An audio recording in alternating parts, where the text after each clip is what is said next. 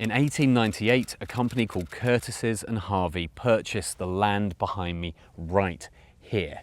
They purchased it for one reason and one reason alone, and that was to make bombs. Over the next 3 decades, this whole area became a beehive of activity, creating incredible amounts of explosives, and then later on in its existence, creating explosives that were used in the First World War. And then everything stopped. And now over 100 years later, all that's left is this wide open landscape behind me and sheep. That's all that's here. But if you look closely, you might still see a few signs of what used to be here.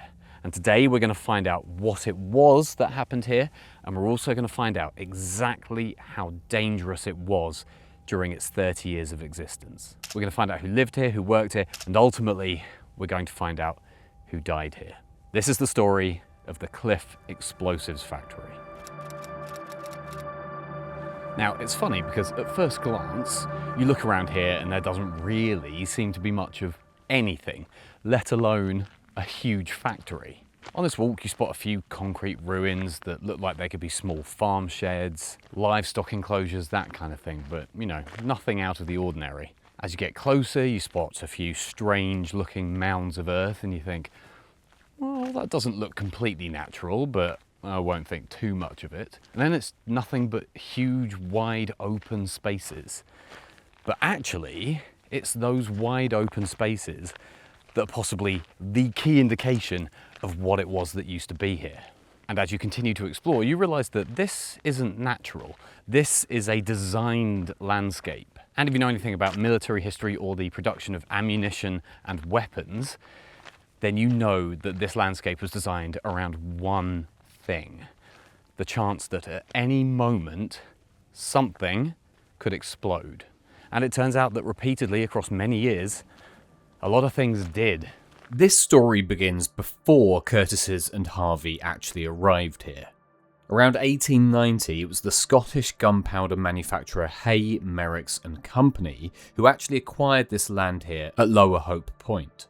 And their original plan was reasonably modest.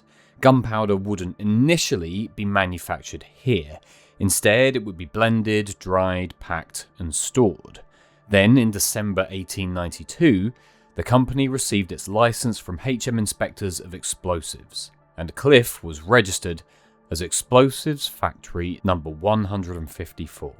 At first, only 2 principal buildings were constructed, connected by a tramway that went to a jetty on the Thames. As we've covered in previous stories like the Faversham munitions plant explosion and things like that, many explosive factories were connected to waterways because water was a fantastic, smooth way to transport explosives. So it had a reasonably small start, but this location had enormous potential. Well, as I often love to do, I found a subject that involves a little bit of walking to get to. And when I say a little bit of walking, I mean a lot of walking. Because this subject today doesn't really fall into the category of things that happened right where we live and stand in 2026. More kind of falls into the category of history that happened over there. And in this case, it's history that happened over there, away from civilization, for a very good reason. And if anything, this long walk to get to where we're going today is the perfect indication of just how far away from civilization these explosives factories had to be. And what's interesting is the further I get along this path, the closer I get to the remains of this place, the more little signs of industry are kind of revealing themselves around the path. If you're going to build an explosives factory, this is where you're going to do it. It's flat, it's completely remote, there's a lot of wide open space, and you've got the Thames estuary right next to it, which for explosives factories was an incredibly practical way of moving explosives and explosive materials in and out of factories. But the most important thing about having all this huge, wide open space as far away from people as you could be is it meant that you could put a lot of distance between buildings that contained incredibly dangerous materials. So the isolation of these buildings and this whole factory from society wasn't really an inconvenience, it was more part of a very carefully designed safety system. And the information I found on Historic England about the sale in 1898 to Curtises and Harvey points out that the remote location was one of the key deciding factors in purchasing this site. In 1898, Hay, Merricks and Company became part of the newly constituted Curtises and Harvey Limited. And Curtises and Harvey had much greater ambitions for Cliffe. They acquired more land, then more again, and within just a few years, this small gunpowder facility was being transformed into a modern chemical explosives factory. Looks like I've been joined on this morning's walk by some sheep. Got to remember, this is their land. I am only passing through. In a few moments we will find out if the sheep honour me and grant me passage through their lands, or if I have to leg it back down the path. People say the British countryside is, safe, glorious lands. Places like Australia, you want to be worried going out into the wilderness. I don't know. The Kent countryside has its dangers. I'm potentially taking a huge risk here.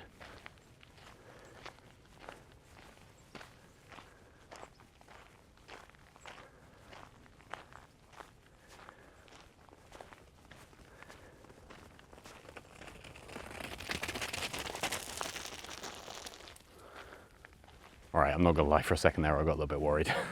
But what it ultimately just showed you is that no sheep will ever get in the way of me bringing one of these videos to you.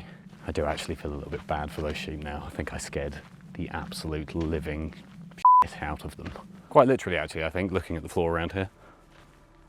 During this period, explosives technology was changing rapidly. Traditional black gunpowder was increasingly being superseded and overtaken by newer materials.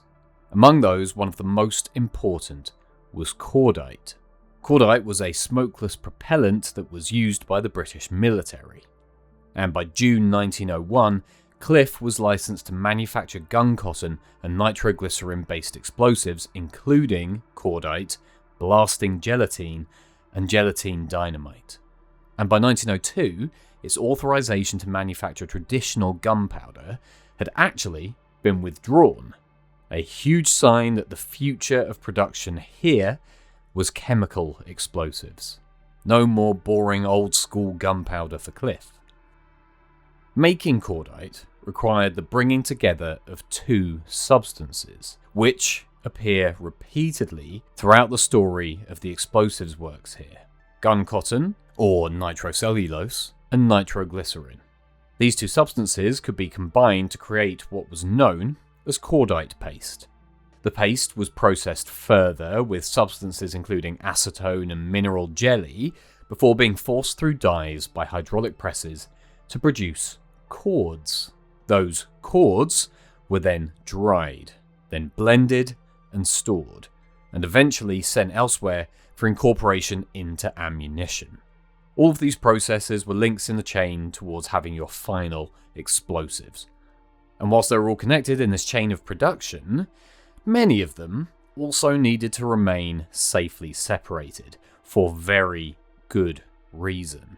And that's why the factory ended up looking like this. All those materials were pushed around the site on small hand-pushed bogie carts. And those bogie carts ran along narrow-gauge tramways. The most dangerous buildings were spread far apart as far as possible, and some of the most dangerous buildings were surrounded by huge mounds of earth known as traverses, with obviously the idea being that if something did explode, those huge mounds of earth are going to take most of the force of that blast. Although, as we know, as we've seen from factory explosions like the one at the Faversham gunpowder factory, the Marshes explosion, is that those barriers weren't always enough. And obviously, if the explosion is big enough and debris is thrown far enough afield, then there is every chance it could ignite another building somewhere. So the whole site was designed around explosions. And after Curtises and Harvey acquired the site in 1898, it unfortunately wouldn't take long for one to happen. On the 15th of December 1902, workers were busy handling partly mixed cordite paste, something they did every day. And then, the building exploded. 2 workers were killed, and a third was injured. The subsequent investigation considered it probable that 2 brass-lined mixing boxes had collided, or that one of them had fallen, and that may have been enough to initiate the explosive mixture. It's something that throughout this story we're going to see repeatedly again and again, is that these explosions, these accidents, weren't caused by huge, devastating incidents. It was very often tiny, tiny little mistakes, something that the people it was happening to may have been completely unaware of, but they often resulted in such devastatingly tragic consequences. As usual, it's just something that goes to show the fine, fine margins that people were operating within in these kinds of sites.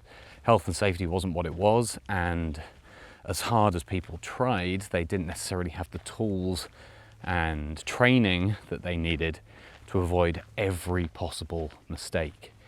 And so again and again, we see these things happening with tragic outcomes. And this was only the beginning. Only 10 months later, another explosive building found itself in serious trouble. On the 18th of October 1903, Cordite ignited in a mixing pan. In close proximity to this mixing pan were around 400 pounds of explosive and all of the various ingredients required for that explosive. And not long after this Cordite had ignited, the entire building burned out. But, incredibly, it didn't explode, and nobody was killed. For this particular incident, investigators believed that grit in the mixing pan was probably responsible for the fire. What's incredible in stories like these is in any other factory, in any other industry, in any other walk of life, a factory building, any building burning to the ground would be disastrous. But here, as long as people made it out relatively unscathed, it was just seen as a lucky escape, and then people went back to work. Now, as we're unfortunately going to find out, that luck wouldn't last. But to these people, their daily grind, their 9 to 5, carried so much risk at so many points in the process, and they just carried on. As much as we can look back and judge the safety or the lack of safety in what they were doing now, you do kind of have to take your hat off to the people who were coming into work every day with this huge risk and working with these hugely volatile materials and probably just treating it as completely routine. Early on the 4th of February 1904, 2 young men were unloading a nitrocotton drying stove. They were Frederick Knight and William Frederick Moon. As they were working, an explosion happened inside the stove. Knight was killed and Moon was badly burned. He initially survived, but died from his injuries days later. With this explosion, investigators believed that the guncotton had probably not been left long enough to cool, and as a tray was removed from the stove, friction against the overheated material appears to have ignited it. Contemporary reporting recorded that the explosives inspector's opinion was that neither man was to blame, and so at their inquests, verdicts of accidental death were returned. But of course, Frederick Knight's tragic story doesn't begin with this factory explosion, because only 3 years earlier, his family had suffered what can only be described as an unimaginable tragedy. On the 8th of July 1901, the Knight family home in Cliffe was destroyed in a huge fire. Frederick's father Richard died, along with his mother who succumbed to her injuries. And along with his parents, they also lost Frederick's 2 little sisters. Ellen, aged 7, and Lillian, aged 4. Frederick and his surviving siblings were left what I've seen described as destitute, with no one to look after them, no one to provide for them, no house. And we obviously don't have all the detail, but you can imagine that maybe Frederick was always destined to end up working here, but he had no choice. He had to become one of the breadwinners for his surviving family. So for him to then be lost only 3 years later, at the age of 21, it's just unimaginable the amount of tragedy that some families find themselves having to face through no fault of their own. It's hard to put into words, you know, but I just really hope the rest of the siblings were able to go on and live happy, successful lives after being put into this awful situation. The factory and the families had barely had time to bury the dead when, exactly 2 weeks after the explosion which killed Ken, Knight and Moon, it happened again. This time, nitroglycerine. A charge undergoing separation began to decompose, or, as the terminology of the time put it, fume off. Why this began could never be established, but the reaction spread to another charge in an adjacent pre-wash tank, and then came the explosion. 4 men were killed, and 4 more were injured. Now, it's not been made completely clear from my research, but as best as I can, I've been able to identify those 4 men who were killed. Daniel O'Donnell, William Henry Noe, Elijah Talbot, and John Murray. The youngest of those 4 men, William Henry Noe, was only 19 years old. Just a reminder of the youth of some of the people who were working in these factories at the time. In just 14 days, 6 men had lost their lives at the same factory. But 1904 wasn't finished. On the 5th of July 1904, the foreman of the acids department, just another fun thing that people were working with at explosives factories at the time, was preparing the first charge inside a new nitrator. Diluted nitric acid reacted violently with the steel apparatus. When it did, toxic fumes were produced, and the foreman inhaled them. He survived the immediate accident, but 24 hours later, he passed away. And only a month later, there was another close call. A nitroglycerin charge began overheating shortly after glycerin had been introduced into a nitrating vessel. This time, the workers managed to drown the charge, and nobody was killed. Just going to show that we are mainly going through the really close calls and actual tragic events. But what we don't have are probably the many other incredibly close calls that could have ended in disaster that were just saved in time. Something I've just noticed, which is quite poignant, is that from where I am right now on my walk over to the factory, you can see St Helen's Church in Cliffe from here. It looks like it's got quite a commanding view over this whole area. It's obviously very flat out here. And it's quite poignant because obviously, well, at the end of this, St Helen's is where we're going to find ourselves, and for ultimately quite tragic reasons. So it's a little haunting foreshadowing that St Helen's is where too many men and women who were working in this factory found themselves ending up. Despite all of this, the factory kept growing. And by 1904, Cliffe was authorised to manufacture Cordite MD and the chlorate explosive Cordite. Dynamite production followed that, and between 1904 and 1908, the number of structures increased dramatically. More processing buildings, more tramways, more traverses, more filling huts. And by 1908, Cliffe was being described as one of the largest explosive factories in the United Kingdom. And whilst this rapid expansion was taking place, there was another explosion. On the 5th of June 1908, 2 female workers were filling dynamite cartridges. They were using devices described by the inspectorate as dynamite pumps. And as they were working, there was another explosion. Both women were killed instantly. Investigators examined the material afterwards, and dynamite of this type incorporated something called kieselguhr, a porous substance capable of absorbing nitroglycerine. But investigators found comparatively large fragments of quartz within it. Some were around 1/10 of an inch across. And it goes without saying that in the machinery you are using to create explosives, you don't want large random bits of stone blocking things up. The investigators' conclusion was that one of those fragments may have become trapped between the plunger and socket of a dynamite pump. A tiny piece of stone may have been all that it took to kill those two women.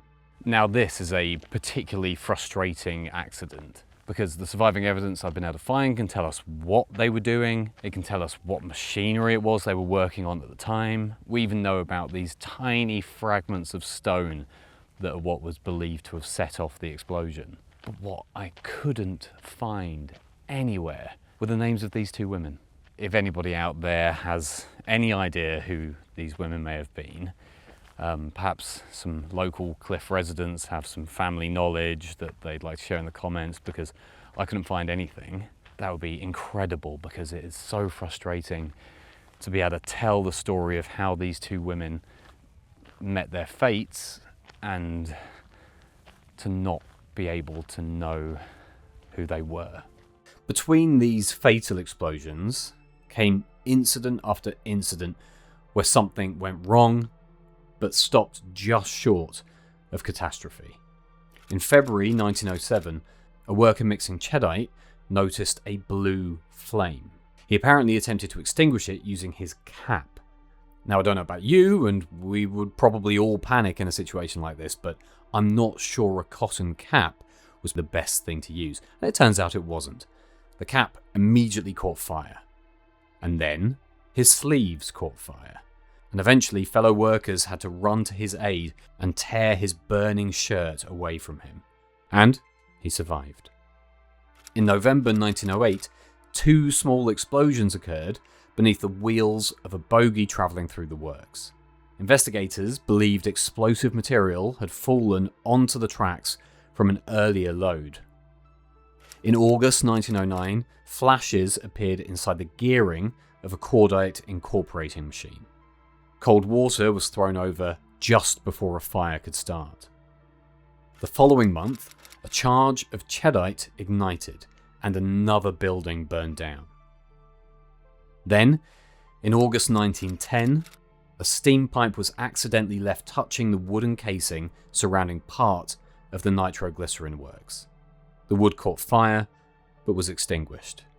The inspectorate again at the time recorded that a serious accident was narrowly avoided.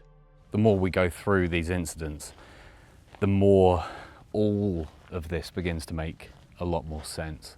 The wide open spaces, the traverses, these huge earth mounds, everything being designed to protect buildings and other people from almost inevitable accidents at this point. But quite tellingly, what it also shows us is that it was designed this way because they expected these accidents to happen. It wasn't designed this way to stop explosions happening. It was designed because they knew explosions were going to happen.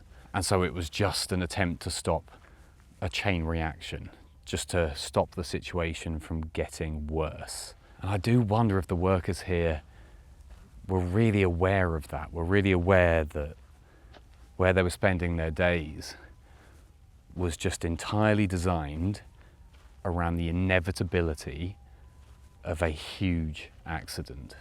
The people working here, especially during the First World War, were being pushed into a situation that everybody was well aware was incredibly dangerous. But it was more back then of a, well, needs must, rather than a let's go about this as carefully as we possibly can. Then came Wednesday, the 26th of July, 1911. A worker, described as a runner, had just left the final wash house. He was pushing a small bogie carrying material destined for the manufacture of Cordite Mark I. Then, a huge explosion took place. Both the bogie and the washhouse were completely destroyed. Investigators couldn't determine which had exploded first. 3 men were killed: Ernest Law, Henry Charles Hawkins, and George Walkingshaw. 3 others were seriously injured.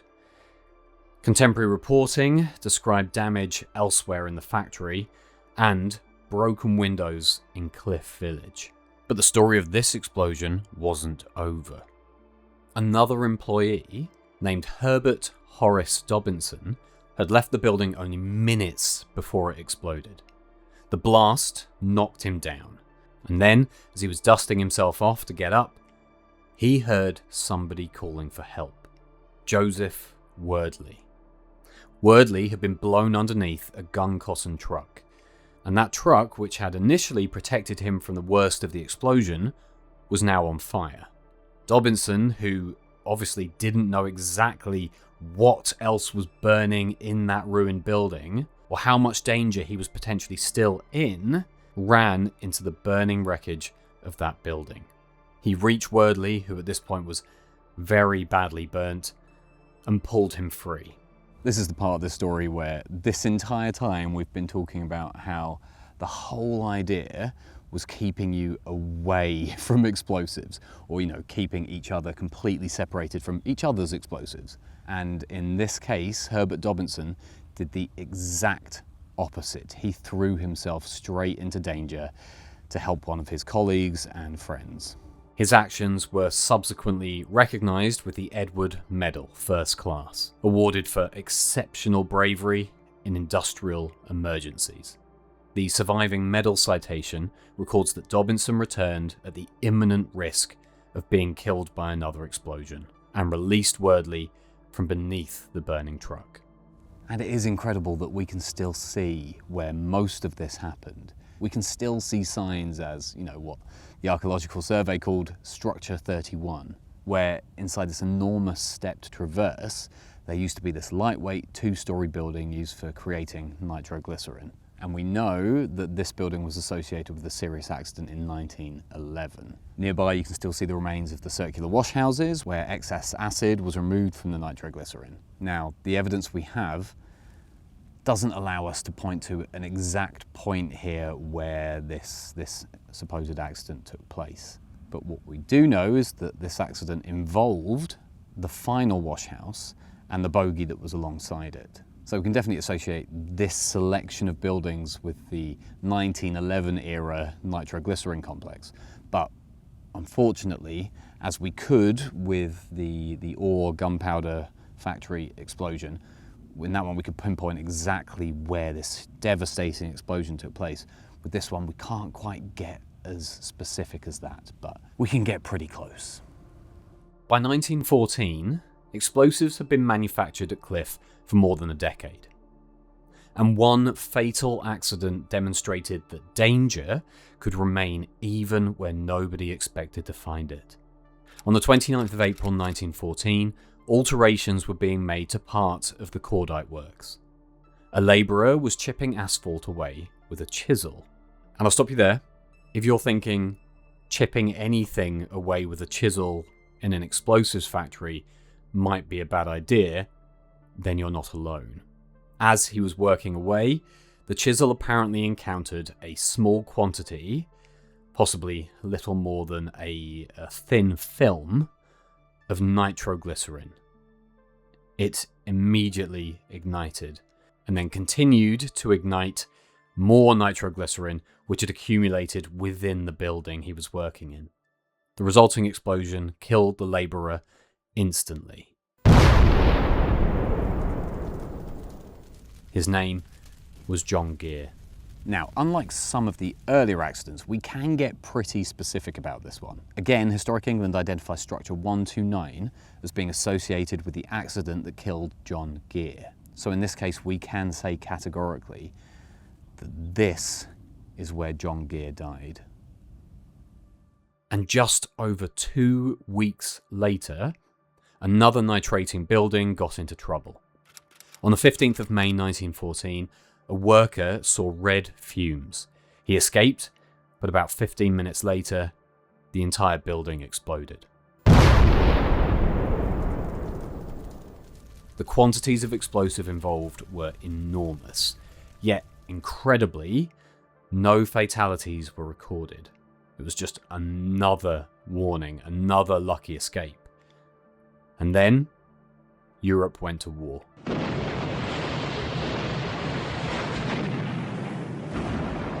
Okay, there has to be a story behind this. I can just about make out the writing on it.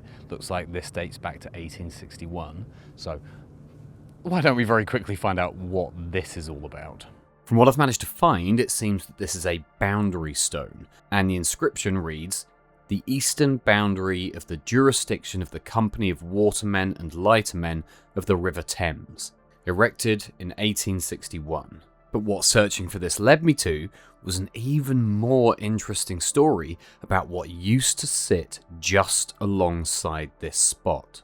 This tiny patch of land just inland from where this monument stands has a very interesting history all of its own. What used to stand on this little bit of land was a gun battery built in 1796. But after a while, when clearly the need for a gun battery here was seen as not being as important, the foundations of the battery were converted into something far more useful. A pub. On this little corner called Lower Hope Point, a public house called the Anchor and Hope was built. And you might be thinking, well, that's an incredibly weird, remote place for a pub to be. But there was a lot more activity along this stretch of the Thames at the time. And it seems that this pub was frequented by many workers and seafarers who were mooring themselves up at the various jetties that used to run along the river here. In 1844, it appears that the pub was being run by a gentleman called Mr. Joseph Henry Germain. Germain also lived here with his wife Sarah and 8 children. But unfortunately, when he passed away in September 1857, his wife Sarah and Germain became the sole licensee. Now, there is no further record of anyone else owning it after 1862, so it's very likely that it was around this point that the pub stopped trading.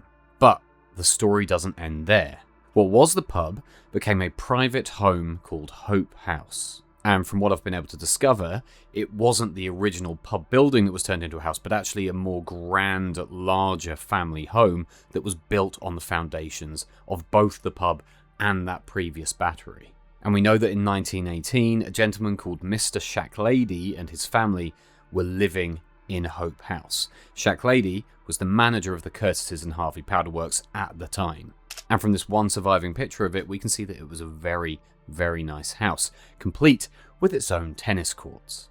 Of course, now nothing here remains, and when the seawall was brought slightly further inland, it actually almost wound up cutting through this little bit of land where both the pub and the house used to be. But if we look very carefully, we can just about make out the outline of what would have been the foundation of Hope House. I absolutely love this. This is a fantastic little snapshot that we can get into life in this one tiny little patch of land. Come up onto the wall here next to the Thames to get a bit of a better view.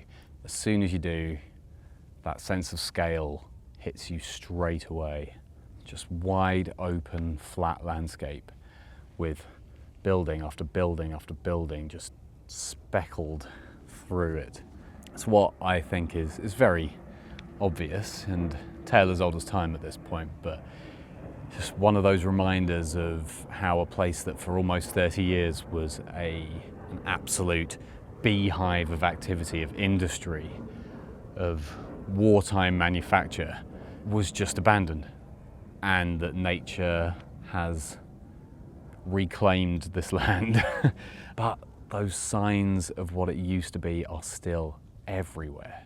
It is haunting. That's one of the things that always strikes me so much about telling a story like this is people died here. People spent a significant amount of their lives working here, day in, day out. It just always hits me very hard when I think of places that people lived in, worked in for decades, just disappearing. Takes me back to that Rocheville Gardens video I did, which is definitely worth a watch if you haven't seen it yet. It's a lost Victorian pleasure garden in Gravesend. But somewhere like that, that for decades of people's lives was this fixture.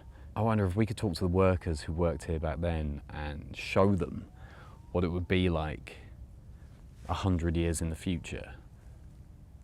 Would they be sad? Would they be like, yep, that makes sense?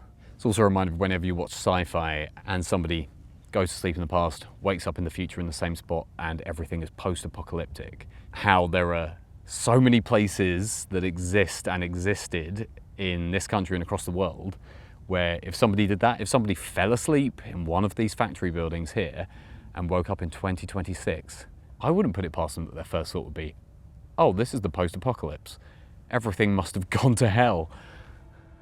Industrial war consumed ammunition on a scale almost nobody had anticipated, and every artillery shell required propellant.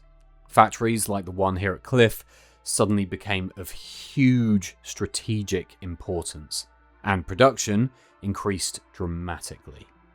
By March 1915, output here had risen almost 4 times, but it still wasn't enough.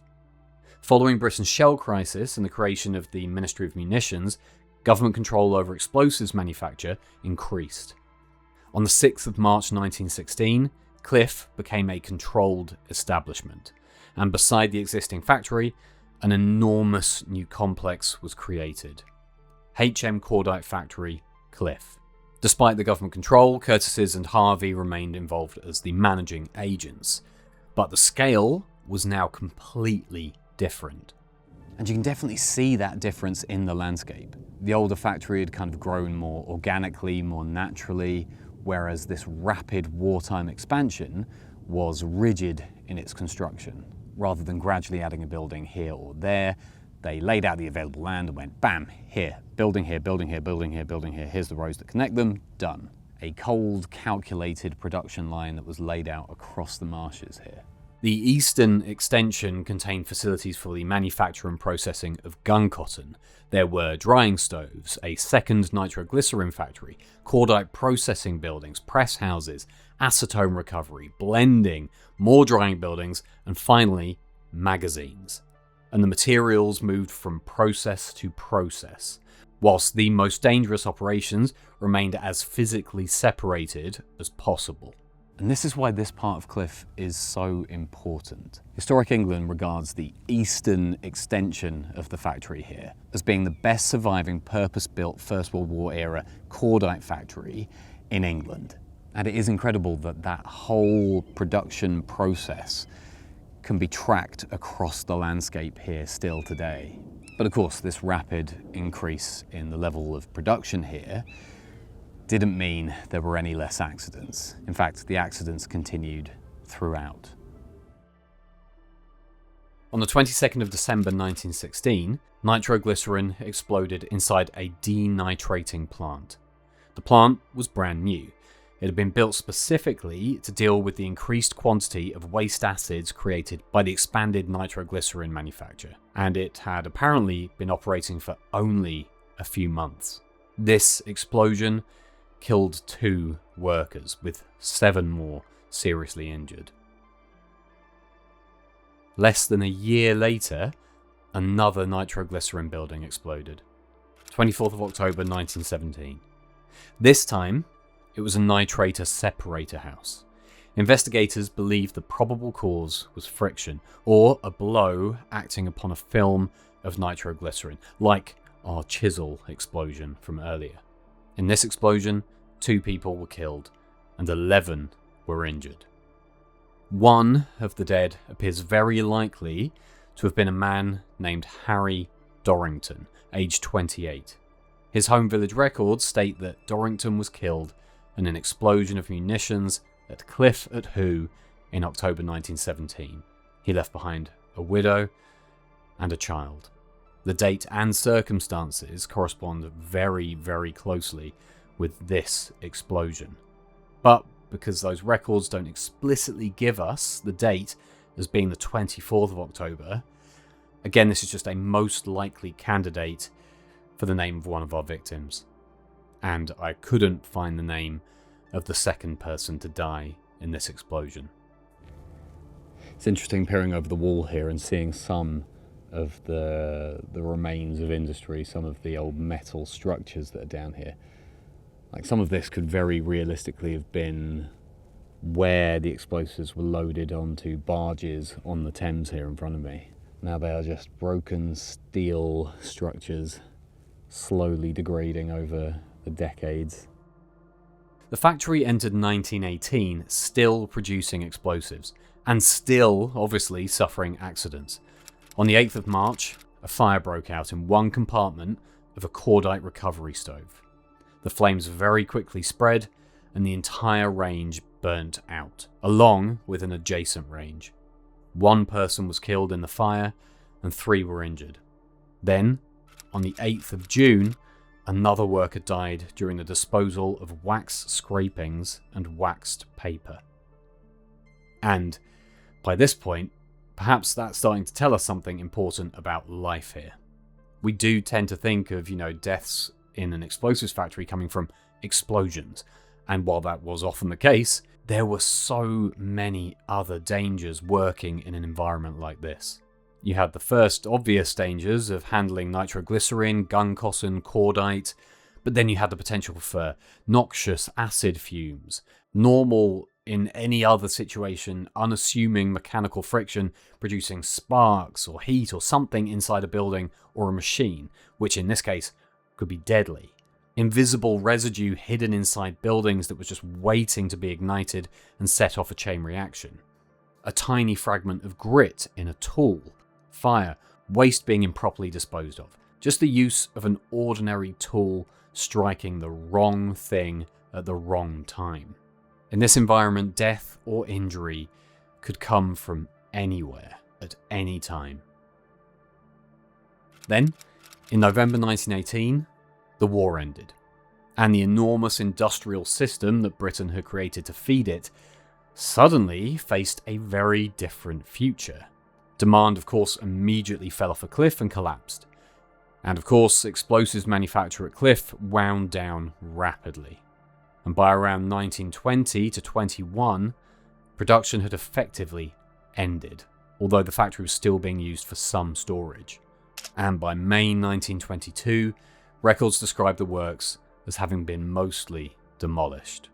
Any valuable materials were removed, buildings were dismantled as far as they could be bothered to, and some structures were probably deliberately burned down in an attempt to safely, in inverted commas, remove dangerous chemical and explosive residues. The still at this time government-owned land was sold in 1923. Curtis's and Harvey retained the western portion for several more years before that eventually passed to the Port of London Authority. And after barely 3 decades of operation, one of Britain's greatest explosives factories had essentially disappeared. Except, it hadn't really. The machinery may have gone. Any of the lightweight corrugated iron and wooden buildings have long since disappeared. But this landscape is still absolutely full of munitions factory. And again, that brings us back to the ultimate strangeness of this place. You first look across here and you see nothing, but then you walk a little bit further and some concrete remains start to appear. And the more you walk and look, the more you see, until you don't really notice anything else. This entire landscape was shaped by the industry that was placed in it and the fear of what was definitely going to go wrong. 2 workers killed in 1902, whose names we still can't really confidently establish. Frederick Kennight and William Moon. 4 more men just 14 days later. 2 women filling dynamite cartridges in 1908, whose names remain frustratingly absent from the records I've been able to access. Ernest Law, Henry Hawkins, George Walkingshaw, John Gear, and more workers killed as production reached its wartime peak. And amongst all of them, Herbert Dobinson, knocked down by a huge explosion, hearing a man desperately calling for help, and choosing to ignore his own safety and dive back into a burning building to save him. Well, after a very long walk and then a very short drive, you now find me at St Helen's Church in Cliffe. Here is where many of those people that we've discussed in today's video found their final resting place. Now, some of these graves are very old, so I might not be able to locate all of them, but I'm gonna give it a good go. Wish me luck. Somewhere in St Helen's graveyard is a memorial that could be connected to our foreman who died after inhaling those toxic fumes. I've not been able to find his grave, at least not yet, but here in St Helen's churchyard is apparently the grave of Albert David Woodall. Now, he died on the 6th of July 1904, which corresponds exactly with the date of death of our foreman. I haven't been able to find any documents explicitly saying that Albert Woodall was the foreman in the accident, but the matching date, location, and circumstances make the possibility that it was him extremely strong. And apparently another small detail on his memorial is that the monument to him wasn't just erected by his family, as you'd imagine. It was provided by his personal friends and co-workers. So there are potentially more than a few signs there that Albert David Woodall could have been our foreman. Also here at St Helen's is the grave of one of the men who died in the explosion that resulted in the heroic rescue by Herbert Dobinson. Henry Hawkins was 26, and apparently his memorial also survives here at St Helen's. And thankfully somebody from the Archaeology Society did go around and make note of all these graves, because we know for a fact that the inscription on his grave says that he was killed in an explosion. But it goes to show how much your life could ultimately end up being summed up by one sentence, and that sentence could simply be about how you died, nothing about how you lived your life. Which I think is why, again, it's important to retell these stories, to share these stories, because it just adds a little more to the memory of these people who are long gone.